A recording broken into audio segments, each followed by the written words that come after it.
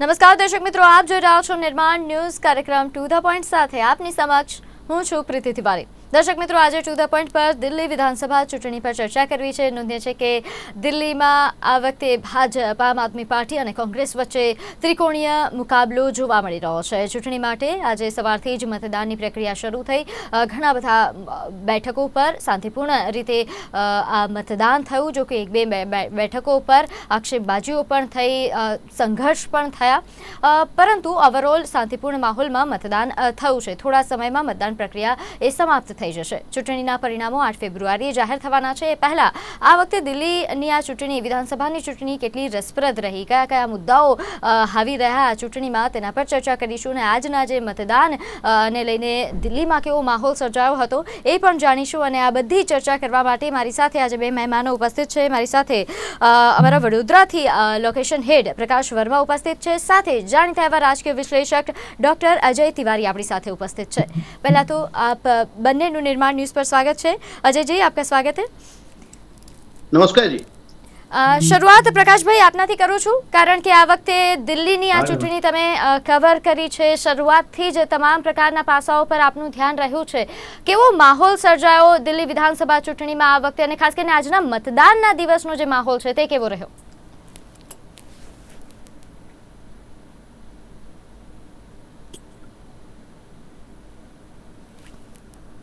મારો અવાજ આવે છે પ્રકાશજી? હેલો પ્રકાશજી, મારો અવાજ આવે છે?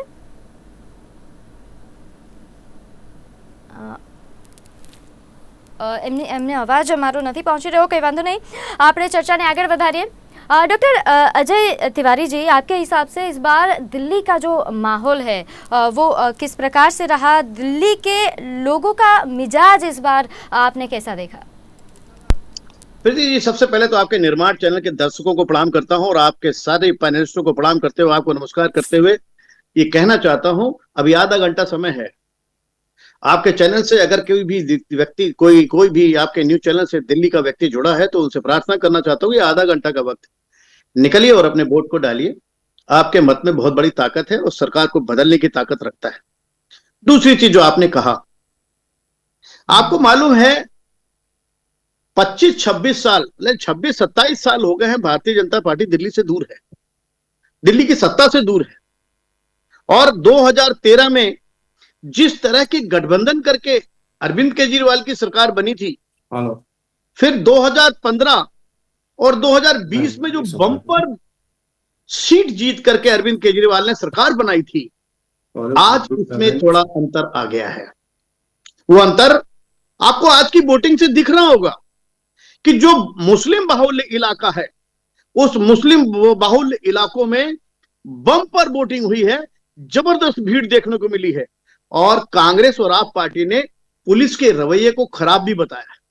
लेकिन महत्वपूर्ण बात यह है कि इस चुनाव में हर पार्टी ने अरविंद केजरीवाल की तर्ज पर अपना मैनिफेस्टो जारी किया है। हर आदमी ने प्रलोभन देने का काम किया है।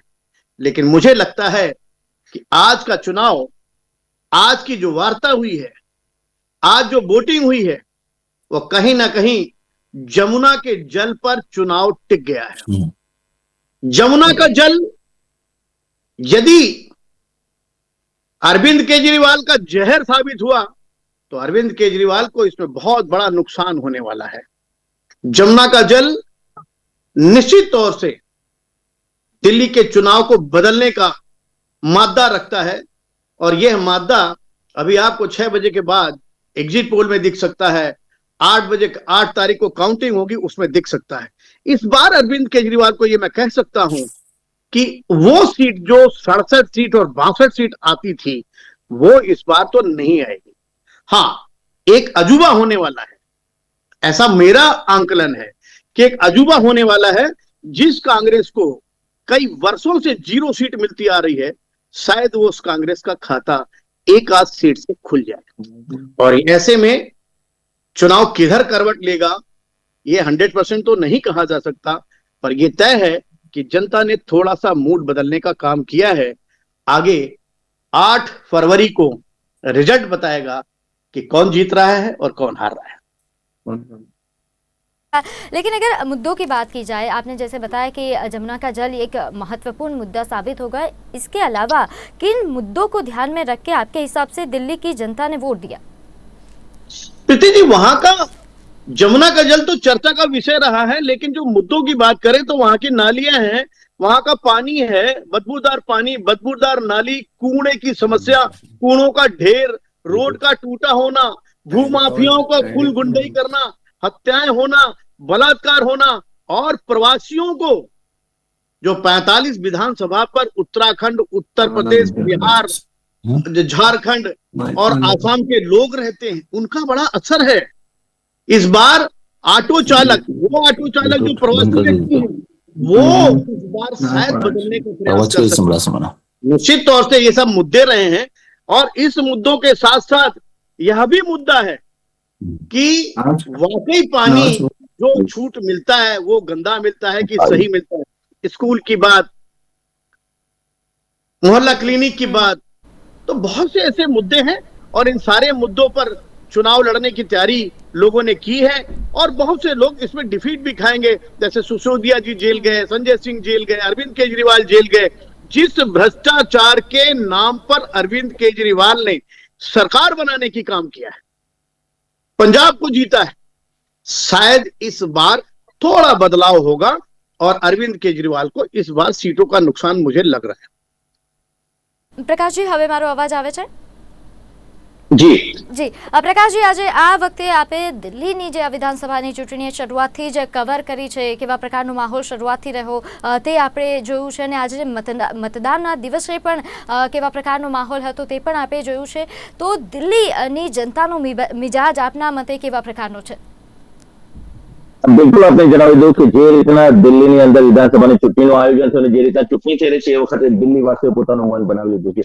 છેલ્લી બે ચૂંટણી પર નજર કરીએ તો છેલ્લી બે ચૂંટણીની અંદર કેજરીવાલની સરકાર તરફી એક જ તરફી વાતાવરણ જોવા મળ્યું હતું, પરંતુ આ વખતે ભારતીય જનતા પાર્ટી જોરદાર ટક્કર આપી રહી છે, અને કેજરીવાલ માટે એટલે એની સરકાર માટે કપરા ચડા છે। અનેક મુદ્દાઓને લઈને ભારતીય જનતા પાર્ટીએ પોતાનો પ્રચાર પ્રસાર વેગવંતો બનાવ્યો હતો। ખાસ કરીને કેન્દ્રના જે નેતાઓ હતા એમની 600 થી વધુ મિટિંગો થઈ, નાની નાની બેઠકો બીજા નેતાઓ દ્વારા કરવામાં આવી, અને ભારતીય જનતા પાર્ટીનું સંકલન અને સંગઠન આ વખતે દિલ્હી ભારતીય જનતા પાર્ટી પ્રદેશમાં એકદમ જોરદાર જોવા મળ્યું હતું। ખાસ કરીને જે બેઠક હતી, જે રીતના રેલીનું આયોજન કરવામાં આવ્યું, જનસભાનું આયોજન કરવામાં આવ્યું, કેન્દ્રીય નેતાઓની એક ટુકડીએ કામ કર્યું, સાથે સાથે નાની બેઠકો, નુક્કડ બેઠકોનું આયોજન થયું।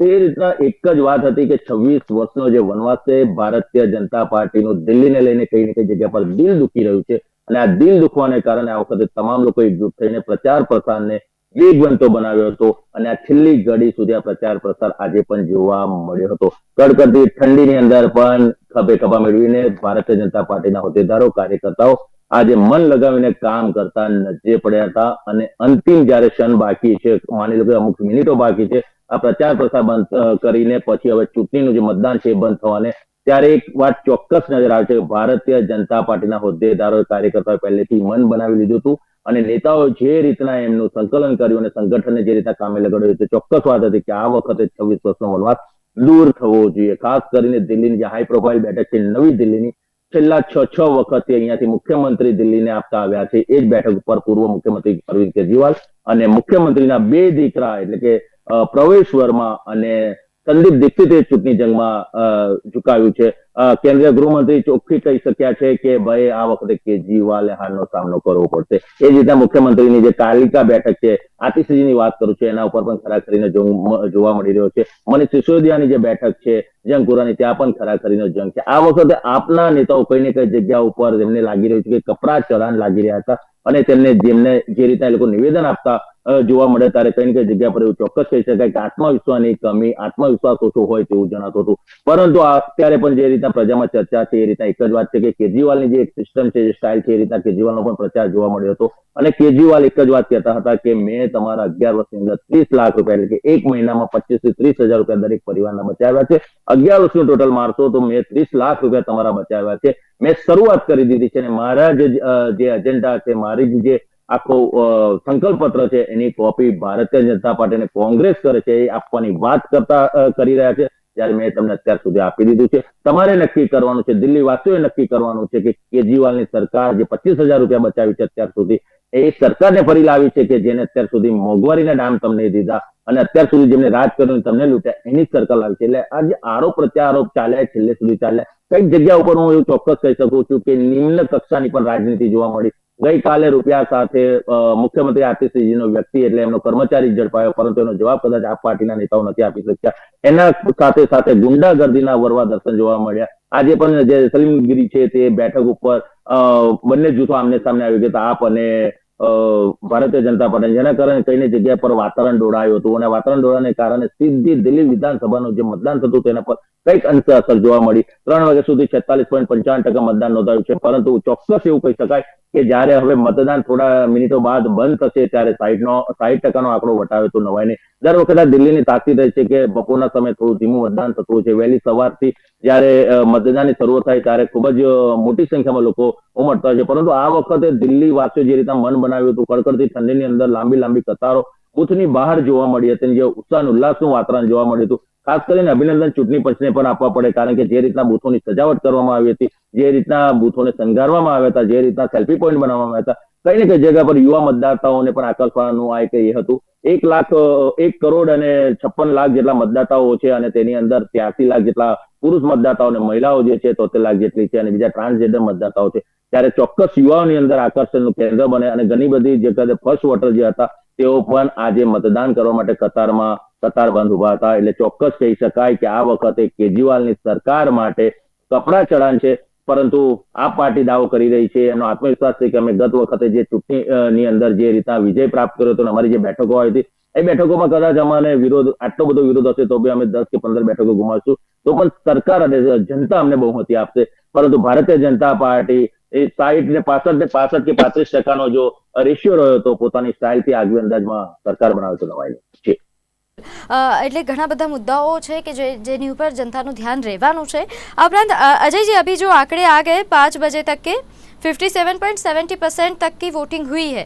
अगर अंदाज़ा हम लगाएं कि 58% अगर वोटिंग होती है 6 बजे तक में, तो ये वोटिंग परसेंटेज को ध्यान में रख के कई विश्लेषक अपना अंदाज़ा लगाते हैं कि क्या परिणाम हो सकता है. आपके हिसाब से ये जो 58% की वोटिंग है वो क्या दिखा रही है, क्या बता रही है? और अगर दिल्ली के पिछले चुनावों के ट्रैक रिकॉर्ड देखा जाए तो इस प्रकार इस साल की जो इस समय की जो वोटिंग है वो कितनी अलग है, क्या अच्छी है, खराब है, कैसे देख रहे हो आप?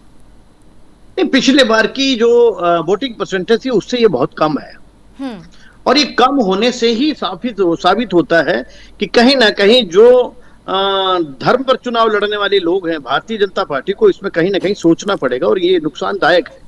लेकिन एक तरफ जो मुस्लिम वोट जिस जनाधार से पड़े हैं, ये सोचना होगा कि क्या ये कांग्रेस की तरफ गए हैं या अरविंद केजरीवाल की तरफ गए हैं या भारतीय जनता पार्टी में भी कुछ डाइवर्ट हुए हैं. तो भारतीय जनता पार्टी में डाइवर्ट होने का तो सवाल ही नहीं उठता. लेकिन ये कहा जा सकता है कि 58% की परसेंटेज की वोटिंग अरविंद केजरीवाल को नुकसान भी पहुंचाने जा रही है.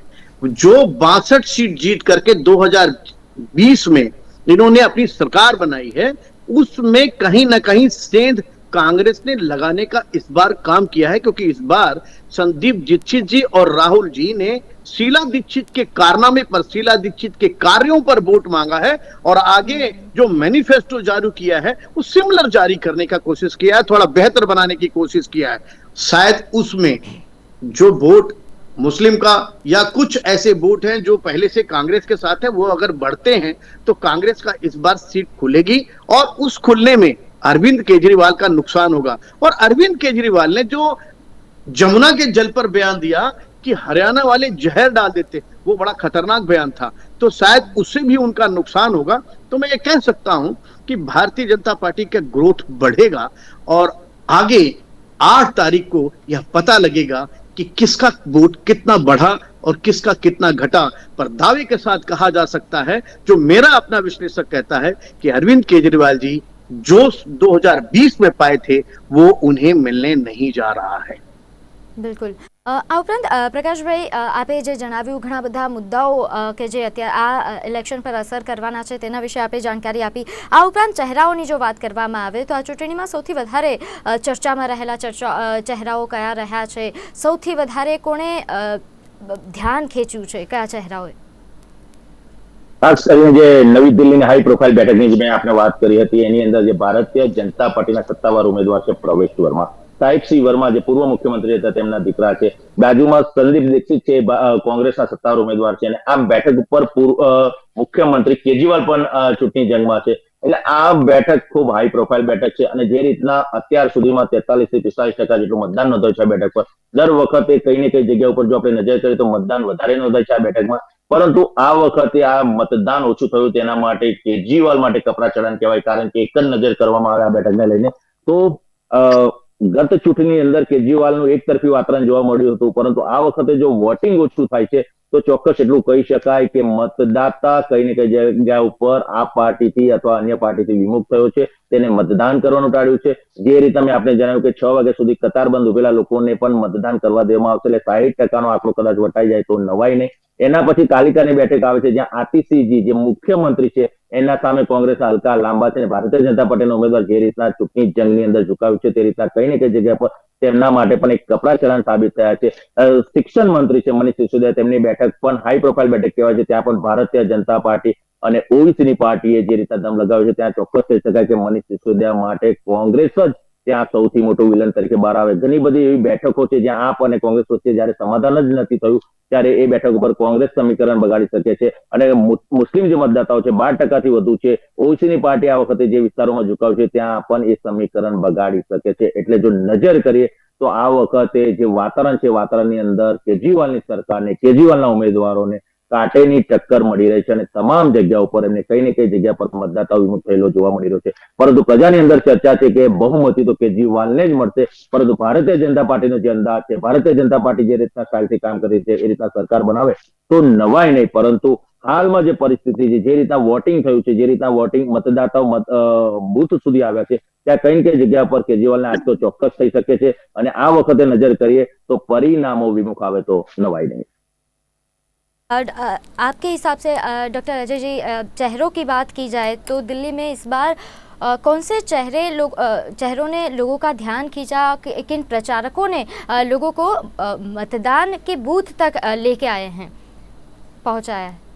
क्योंकि मैं ये कह सकता हूं कि भारतीय जनता पार्टी के जिस जिस राज्य में मुख्यमंत्री हैं, भारतीय जनता पार्टी ने प्रत्येक मुख्यमंत्री को उतारने का काम किया है, अपने अच्छे अच्छे प्रचारकों को उतारने का काम किया है। इस बार नरेंद्र मोदी से लेके अमित शाह, राजनाथ सिंह और हर राज्य के भारतीय जनता पार्टी के मुख्यमंत्रियों ने दिल्ली में प्रचार करने का और वोट को कैच करने का प्रयास तो किया है, लेकिन प्रवेश वर्मा का एक शब्द शायद लोगों को छू गया। प्रवेश वर्मा का एक शब्द था कि लोगों का कहना है कि यहाँ का लॉ एंड ऑर्डर सेंटर सरकार का है और दूसरा यहाँ पर सरकार अरविंद केजरीवाल की है और यहाँ की साफ सफाई नहीं हो पाती है, नगर निगम में भारतीय जनता पार्टी है। ऐसी स्थिति में यदि विधानसभा में चुनाव जीत करके भारतीय जनता पार्टी आती है तो केंद्र की सरकार और राज्य की सरकार मिलकर के सारी कमियों को दूर करने का काम कर सकते हैं और कोई भी आदमी किसी पर आरोप नहीं लगा सकता। शायद इस बात से कुछ लोग सहमत हुए, जिसकी वजह से मैं ये कह सकता हूं कि भारतीय जनता पार्टी इस बार थोड़ा बढ़त की तरफ जाने का प्रयास कर रही है। रही बात कांग्रेस, आम आदमी पार्टी किस तरह से 2013 से लेकर के अब तक आके काम करने का प्रयास किया है और आज आम आदमी पार्टी का जो 3-3 लोगों का जेल जाना, भले ही वो निर्दोष हो कि दोषी हो, ये तो बाद में पता लगेगा, लेकिन आम आदमी पार्टी ने भी जमुना के जल को साफ करने का प्रयास करने की बात कही थी। 10 साल उसको राज्य करते हो गया। उसके अलावा कूड़े के ढेर को खत्म करने का काम किया था कि भाई मैं इस कूड़े के ढेर को खत्म कर दूंगा, पॉल्यूशन को कम कर दूंगा। तो बहुत सी चीजें जो नहीं हुई है। हाँ, ये हम नहीं कह रहे हैं कि अरविंद केजरीवाल की सरकार ने स्कूल नहीं बनवाए, मोहल्ला क्लिनिक नहीं खोला, ये सब खोला है, लेकिन कुछ चीजें जो रोजमर्रा की चीजें हैं, जैसे नाली का बदबू करना, जैसे गंदगी का होना, जैसे पॉल्यूशन का होना, जैसे जल का साफ ना होना, तो ये सब चीजें रोजमर्रा की चीजें हैं जिस पर ध्यान न देने की वजह से मैं ये कह सकता हूं कि इस बार अरविंद केजरीवाल का जनाधार गिर सकता है। हाँ, ये जरूर है कि भारतीय जनता पार्टी के हर प्रचारक ने अच्छा प्रचार किया है और इसका भी एक असर पड़ सकता है कि उसी समय महाकुंभ था, महाकुंभ में लोगों ने जिस तरह से धर्म की बात की, तो उस धर्म की वजह से भी भारतीय जनता पार्टी को कुछ चीजें मिल सकती है। आपने देखा होगा कि जो इंडिया गठबंधन था, उस इंडिया गठबंधन में ममता बनर्जी, अखिलेश सीधे सीधे आप पार्टी के साथ जुड़ गए, उन्होंने कांग्रेस का साथ नहीं दिया। जबकि मेयर का चुनाव इस चुनाव के 15 दिन पहले हुए हैं हिमाचल में, और वहां पर कांग्रेस ने और आप पार्टी ने मिलकर चुनाव लड़ा है, तो वहां भी बीजेपी जीत रही है और जीत गई है। ऐसी स्थिति में यह कहा जा सकता है कि कांग्रेस, अगर आम आदमी पार्टी कहीं से भी हारती है तो कांग्रेस की वजह से भी हार सकती है, कांग्रेस का साथ ना रहने से भी हार सकती है। हाँ, ये जरूर हो सकता है कि अगर अरविंद केजरीवाल की पार्टी ने कुछ सीटें लाने का काम किया और कांग्रेस की कुछ सीटें लाने के काम किया, तो 2013 वाली पुनरावृत्ति फिर दोहराई जा सकती है और फिर अरविंद केजरीवाल की सरकार बन सकती है। માનો છો આમ તો જ્યારે સ્ટાર્ટિંગમાં જે પ્રચાર શરૂ હતો ત્યારે એવું લાગતું હતું, એવું માહોલ હતો કે આ જે લડાઈ છે એ ફક્ત બીજેપી અને આમ આદમી પાર્ટીની છે, પણ પછીથી કોંગ્રેસ જે રીતે સક્રિય થયું પ્રચારમાં, એમની આ સક્રિયતા એમને કોઈ ફાયદો અપાવશે કે કેમ, અથવા તો એમની આ સક્રિયતા અન્ય કયા પાર્ટીઓને ફાયદો અપાવી શકે?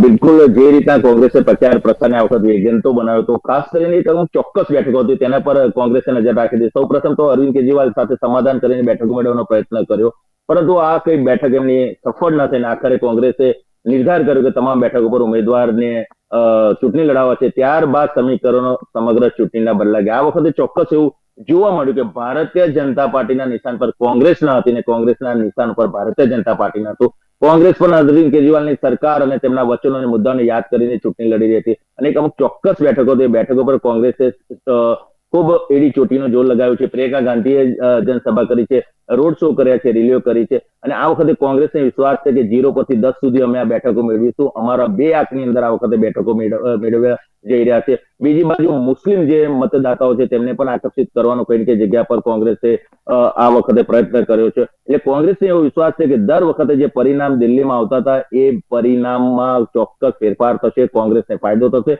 કોંગ્રેસ 5 થી 10 બેઠક મેળવશે. બીજી બાજુ નજર કરીએ તો આ જેટલી પણ બેઠકો કોંગ્રેસના ફાળે જાય છે, ચોક્કસ એક જ સીધી લાઈનમાં કહી શકાય કે અરવિંદ કેજરીવાલની સરકારને નુકસાન છે. અને સૌ પ્રથમ જયારે સમાધાનની વાત આવી, બેઠકો મેળવવાની વાત આવી, ત્યારથી એ જે મિટિંગ થતી હતી એ બેઠકોનો દોર ચાલ્યો, પરંતુ એમાં સફળતા ન મળી. આખરે કોંગ્રેસે અલગ રીતના નિર્ધાર કર્યો ચૂંટણી લડવાનો. ત્યારથી કેજરીવાલનું અને એની સરકારનું, એમના ઉમેદવારોનું ટેન્શન વધી ગયું હતું. ઘણી બધી એવી બેઠકો છે જ્યાં કોંગ્રેસ આ વખતે સમીકરણ બગાડશે અને એકો સાબિત થશે અને ભારતીય જનતા પાર્ટીનો રસ્તો કદાચ સરળ કરી શકે, એનો સીધો ફાયદો ભારતીય જનતા પાર્ટીના ઉમેદવારને મળી શકે છે. જે રીતના ભારતીય જનતા પાર્ટીએ પોતાનો પ્રચાર વેગવંતો બનાવ્યો તો મુખ્યમંત્રીઓ આવ્યા અને ખાસ કરીને જે જાતિનું સમીકરણ હતું એ સમીકરણની પ્રમાણે એમને મુખ્યમંત્રીને જે તે વિસ્તાર હતા એ વિસ્તારની અંદર પ્રચાર પ્રસારની કમાન સોંપી હતી અને એ કમાન સોંપવાને કારણે ત્યાંના જે મતદાતાઓ તેમને આકર્ષિત કરવાનો પ્રયત્ન કર્યો. ઉત્તર પ્રદેશના મુખ્યમંત્રી યોગીનાથજી ત્યાં આવ્યા, અસમના મુખ્યમંત્રી આવ્યા, હરિયાણાના મુખ્યમંત્રી આવ્યા, રાજસ્થાનના મુખ્યમંત્રી, તમામ મુખ્યમંત્રીઓ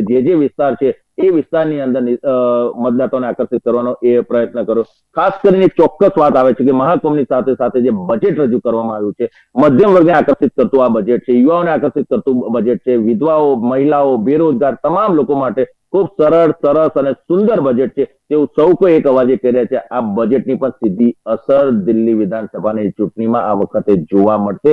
લોકોમાં ચોક્કસ એક વાત છે કે આ વખતનું જે બજેટ છે મધ્યમ વર્ગને ધ્યાનમાં રાખીને આપવામાં આવ્યું છે. આર્થિક રીતે સમૃદ્ધ કરનારું બજેટ છે, મજબૂત કરનારું બજેટ છે અને દેશની સાથે દિલ્હી રહેશે, કારણ કે દિલ્હી એ લોકોનું દિલ છે, દેશનું દિલ છે, દેશની રાજધાની છે અને વિશ્વની નજર દિલ્હી પર હોય છે, કેમ કે દેશની રાજધાની છે અને દિલ્હીનો જે નિર્ણયો છે એ સમગ્ર દેશની અંદર તેની અસર પહોંચે છે. એટલે આ વખતે દિલ્હીવાસીઓ જે મન બનાવ્યું છે એ તારીખ 8મી જ ખબર પડશે.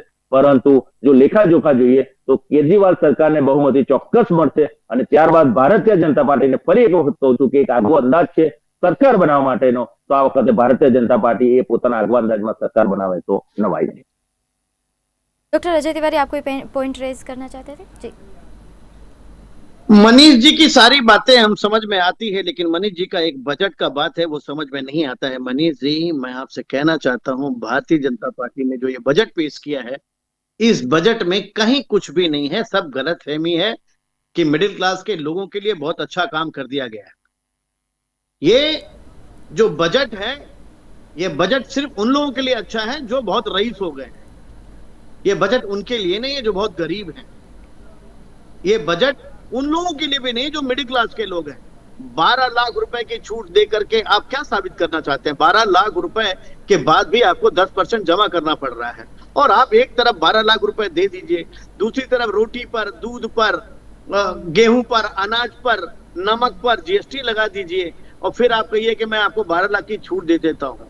ये तरीका बिल्कुल ठीक नहीं है। इस बजट से इस बार कोई चुनाव पर फर्क पड़ने वाला नहीं है। बजट को बाखूबी लोग जानते हैं। अब युवा पढ़ा लिखा है, और अब मिडिल क्लास, आज दिल्ली में जो वोटिंग कम हुई है उसका कारण ये मिडिल क्लास के लोग ही हैं।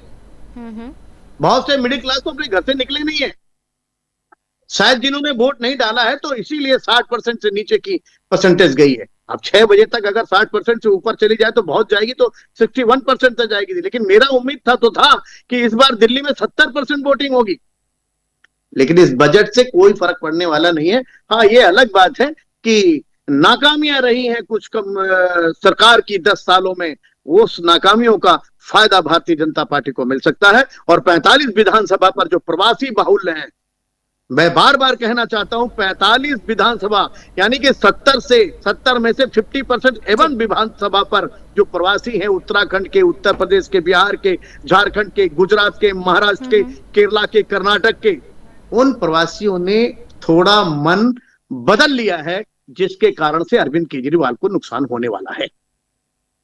आप दोनों हमारे साथ जुड़े, खूब खूब धन्यवाद। नमस्कार। तो दर्शक मित्रों, हाल कार्यक्रम में बस आटलू ज। आप जोता रहो निर्माण न्यूज। नमस्कार।